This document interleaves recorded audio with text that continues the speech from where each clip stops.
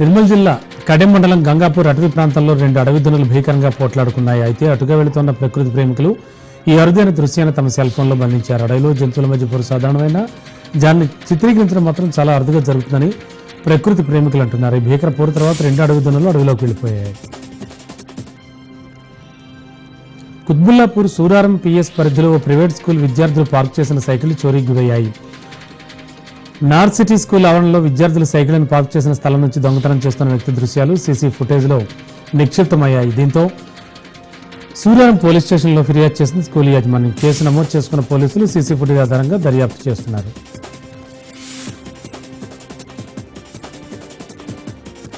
ఎన్టీఆర్ జిల్లా ఇబ్రహీంపట్నంలో అన్నమ్మ ప్రత్యేక స్కూల్లో విద్యార్థి మిస్సింగ్ ఘటనపై పాఠశాల ఎదుటి తల్లిదండ్రులు, కుటుంబ సభ్యులు ఆందోళనకు దిగారు. తమ కొడుకును మాయం చేసి ఉంటారని తల్లి ఆరోపిస్తోంది. పోలీసులు విచారణ చేపట్టి తమ కొడుకును తమకు అప్పగించాలని తల్లిదండ్రులు డిమాండ్ చేస్తున్నారు. గతంలో అన్నమ్మ మూగా చెవిటి స్కూల్పై క్రిమినల్ కేసులు కూడా నమోదయ్యాయని చెబుతున్నారు. అయితే పాఠశాల గుర్తింపు కూడా రద్దు చేసినా ఇప్పుడు పాఠశాల పేరు మార్చి నడుపుతున్నట్లు తెలుస్తోంది.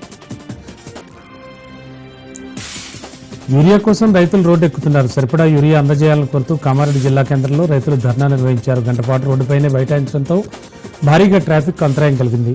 సమాచారం అందుకున్న పట్టణ సిఐ నరహరి పోలీసు సిబ్బందితో చేరుకుని రైతులకు సర్ది చెప్పారు. రైతులను అధికారులతో మాట్లాడించి ధర్నా విరమింపజేశారు. రైతులకు దగ్గరుండి మరీ యూరియా టోకెన్స్ ఇప్పించారు.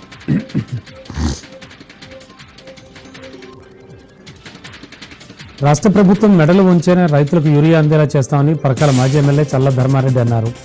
2 రోజుల్లో రాష్ట్ర ప్రభుత్వం వెంటనే స్పందించి రైతులకు సరిపడా యూరియా అందుబాటులోకి తేవాలని డిమాండ్ చేశారు. లేని పక్షంలో రైతుల పక్షాన పోరాటం చేస్తామని హెచ్చరించారు. కాంగ్రెస్ ప్రభుత్వం మాటలకి పరిమితమైంది తప్ప ఆచరణలో పనులు చేయడం లేదన్నారు. రైతులకు రావాల్సిన ఎరువులు అందుబాటులో ఉంచకుండా వారిని కష్టాల పాలు చేస్తున్నారన్నారు.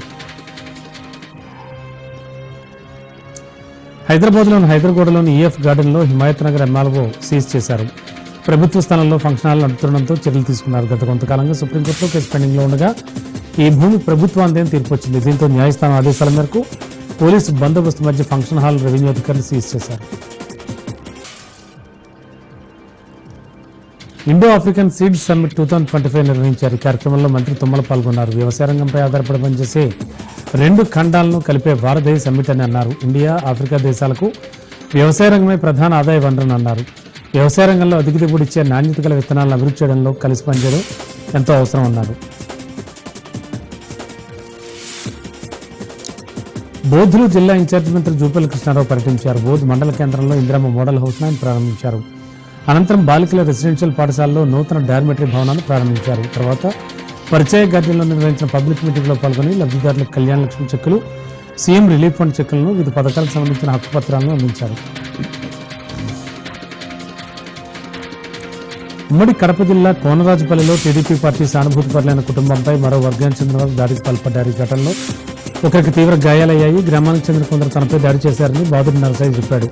తన భార్య అడ్డుపడడంతో ఆమెను కూడా చితకబాదినట్లు తెలిపాడు. వారం రోజుల్లో 30 కుటుంబాలు కలిసి టీడీపీలో చేరాలని భావిస్తున్న తరుణంలో గ్రామానికి చెందిన మరో వర్గం వారు దాడి చేశారని ఆరోపించాడు. తమకు రక్షణ కల్పించాలని అధికారులను కోరుతున్నారు. గాయపడ్డ భార్యాభర్తలు కడప రిమ్స్లో చికిత్స పొందుతున్నారు.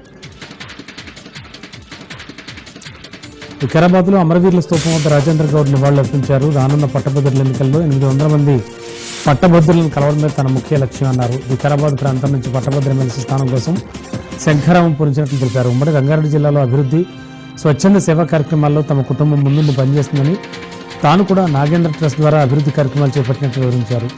తెలంగాణ ఉద్యమంలో ఉమ్మడి రంగారెడ్డి జిల్లా అధ్యక్షులుగా తన తండ్రి కీలక పాత్ర పోషించారని, కాబట్టే ఇప్పుడు ఆయన పట్టభద్ర ఎమ్మెల్సీ స్థానానికి పోటీ చేయడం సమయోచితమని రాజేంద్ర గౌడ్ స్పష్టం చేశారు.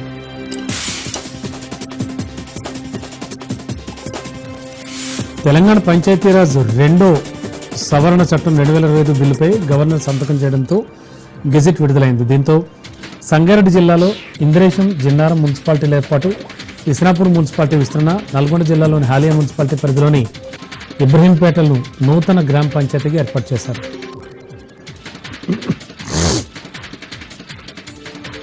మాజీ ముఖ్యమంత్రి జగన్మోహన్ రెడ్డిపై రాజద్రోహం కేసు నమోదు చేయాలని టీడీపీ పోలిట్ బ్యూరో సభ్యుడు శ్రీనివాసరెడ్డి కోరారు. రాష్ట్ర ప్రభుత్వం తీసుకున్న నిర్ణయాల పట్ల జగన్ వార్నింగ్ ఇవ్వడం ఏమిటని ప్రశ్నించారు. గతంలో వైకాపా అధికారంలో ఉన్నప్పుడు ఇదే రకమైన హెచ్చరికలు, దౌర్జన్యాలు జరగబట్టే రాష్ట్రానికి పెట్టుబడులు రాలేదని గుర్తు చేశారు. రాష్ట్ర ప్రజలు ఘోరంగా ఓడగొట్టిన ఆయనకు బుద్ధి రాలేదని ఫైర్ అయ్యారు. ఇప్పటికైనా అసెంబ్లీకి వచ్చి ప్రజా సమస్యలపై పోరాటం చేయాలని హితవు పలికారు.